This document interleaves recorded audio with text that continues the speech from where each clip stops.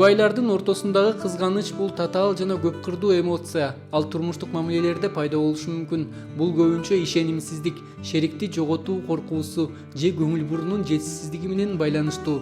Бирок кызганыч бул нормалдуу адамдык реакция. Аны көзөмөлдөп жеңүүгө болот. Кызгануу бул сенин жашоого болгон көз карашыңды, сенин умтулуңду жана сенин кызыгууңду басаңдатат. Мындай артка калтыртат. Тездетпей тескерисинче басаңдатып коюшу мүмкүн. Сен мамилеңди кайра бузуп алышы мүмкүн ашыкча кызгануу мененчи. Анын кызгануудан айрылуу бул өтө оор процесс. Будан айрылыш үчүн адам кайра терең ой жүгүртүү менен эмне себептен кызганып жатат, ошол өзүнүн жакын адамы менен биргеликте пикир алмашуу менен гана бул өзүнүн ордуна келет да. Кызганыч ар кандай себептерден улам пайда болушу мүмкүн.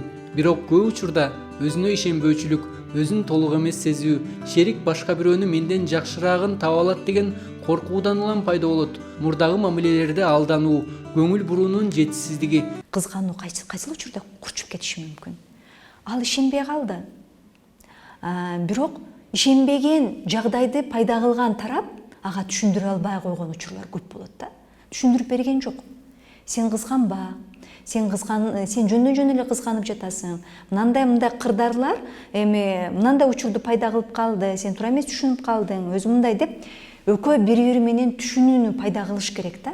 Мына ошондой чөйрөдө кызгануу кичине жок болот дагы. Ал дагы өтө көп убакыттын негиз астында анан калыптанат. Ишенбей калдың дагы, анда сенде ар кандай жанагындай күмөндөр пайда болот. Ошол күмөндөр сенин айтат го ой күлүк болот да. Ар түрлүү ойлорду ойлоп кетет адамчы. Андай болбогон учурда дагы. Себеби сенде ишенбестик бар.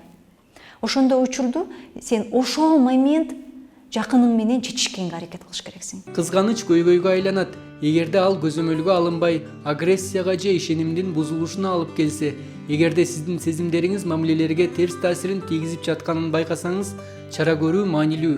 Эсиңизде болсун, дени соо мамилелер ишенимге, урматка жана ачык сүйлөшүүгө негизделет. Өзүңүз жана шеригиңиз менен иштөө аркылуу кызганычты жеңип, мамилеңизди бекемдей аласыз. Сенин ошол момент азыркы көйгөйүңдү ойлоп, сенин көйгөйүң менен чечишкиси келбеген жакын адамың, демек ал сени ички дүйнөңдү ойлогусу келбеген адам болуп эсептелет. Андай адамды кызганганын кереги жок деп айтабыз. Себеби кызгануу дагы бул сезим да. Адамга болгон жакын сезими. Жини келип атканда жакшы сүйлөп, аны билдирбейсиң да. Сүстүртүп, кандайдыр бир оор ойлук менен кызгануу менен билдиресиң да. Эгерде ошону түшүнгүсү келбеген жакын адамың болсо, мен үндөп кетмекмин. Анда таптакыр кызгануу менен өзүңүздүн жашооңузду бузганын кереги жок. Кызганычтын бар экенин моюнга алуу, аны жеңүүнүн биринчи кадамы.